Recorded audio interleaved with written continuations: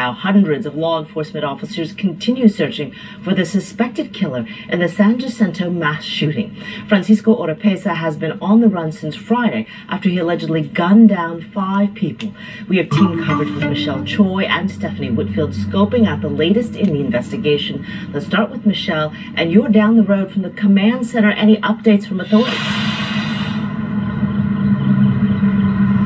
Sherman, FBI officials tell me right now they have no new updates, but that they are following up on every single tip and they will leave no stone unturned. Now, with the suspect still out there 4 days later, we understand many of you are anxious and scared. So we've been working to try and get you more answers about where exactly this investigation and manhunt stands. However, authorities have not provided the media any in-person interviews or updates for the last 2 days, despite our requests. Instead, they've been sending us to their social media saying that updates will be posted on the FBI Houston's Twitter page.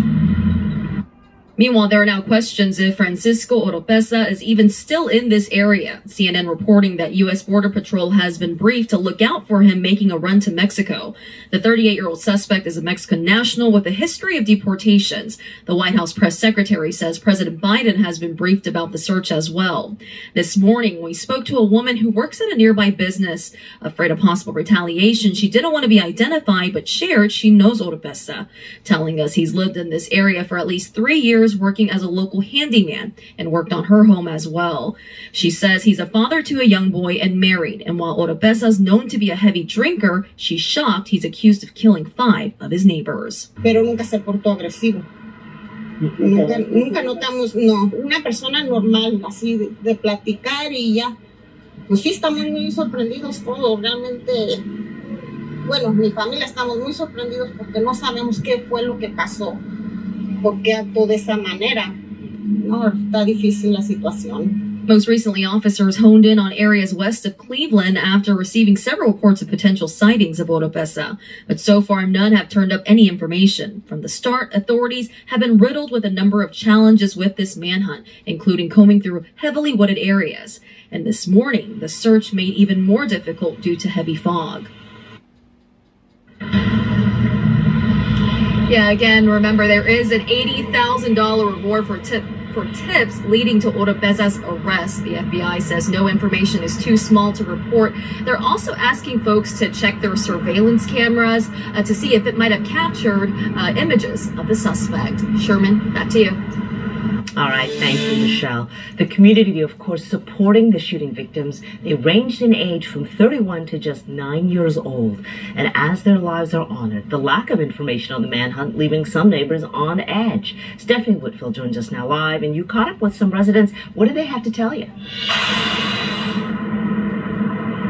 Yeah, well, first of all, I want to say there are several of these signs up all over the neighborhood. We've also seen state troopers patrolling the neighborhood all morning long, and neighbors say that they hope that that continues just in case the suspect comes back home. A memorial now sits outside the home where 5 people were killed Friday night. No sé ni cómo describir cómo siento en mi corazón en este momento. Today, we're hearing from a friend of Sonia Guzman, the mother who was killed along with her 9-year-old son.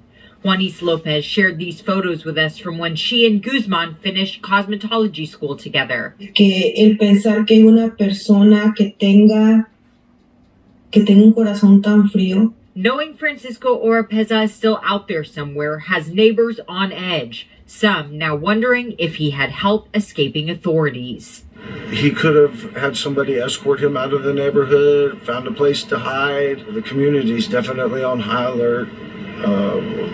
We're on edge, nervous, scared. We want the coward caught. We spoke to someone who knows Oropesa earlier today, and he was concerned that law enforcement is going to have trouble finding him based on this picture just because he looks pretty different now. And so we're really encouraging everyone to take a good look at all of the pictures that the FBI has been sending out as this search continues. Sherman, back to you. All right, hopefully some of those signs will help. Thank you, Stephanie. Governor